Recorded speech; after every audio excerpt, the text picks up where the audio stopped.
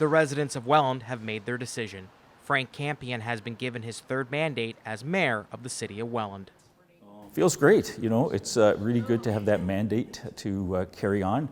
I had a lot of things that I started that I really wanted to see completed and carry on with those things. So having 4 years ahead of me, I think we'll get a lot of things done. A lot of things that I started will be completed, and certainly there's going to be some rough roads ahead, but I'm looking forward to moving everything forward in a very positive way. A project that will be moving forward is the construction of the new South Niagara Hospital. While it's not officially in Campion's municipality, it will affect the operations of the current Welland site.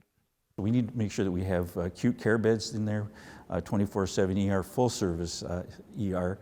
So that's the conversations I'm going to carry on with the Minister of Health and hopefully with the province to convince them that we need more as opposed to less. And I think there was a big lesson learned through the pandemic where they didn't have enough hospital beds. They're putting hospital beds in parking lots and tents. And so, to think about reducing the number of beds, particularly in South Niagara here in Welland, it would be a mistake. So this is our opportunity at this time, right now, is to talk to the province and say, this is what we need to have, and negotiate something from that.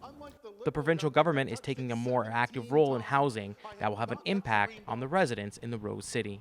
This new legislation will take a lot of our authority away by automatically allowing certain types of development in any residential area. And that, for me, is something that's a rough road. We need to be able to deal with that because, we have a responsibility to protect our neighborhoods, and when the province takes that ability away from us, it's a very, very big concern for me.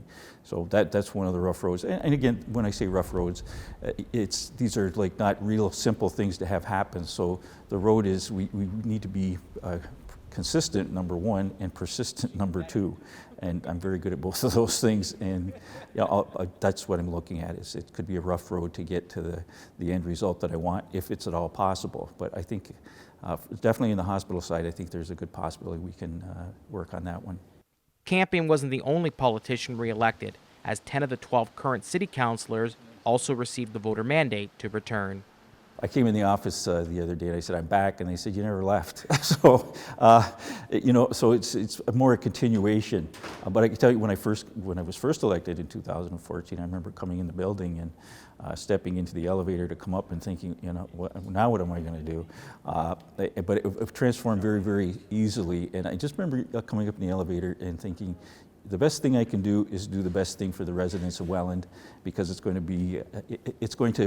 I'm fully engaged, right? So I'm fully focused on all of those things. So, we have some new councillors coming in, and, so we'll be introducing ourselves and kind of getting oriented as to what happens around here.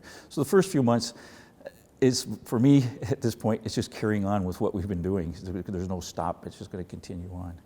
But very much looking forward to it, and I think the first 3 months will be interesting for the new councillors so that they can understand the rules of engagement and those sorts of things. Campion defeated challenger Jeffrey Walters by 2,018 votes. In Welland, for The Source, I'm Anthony Luongo.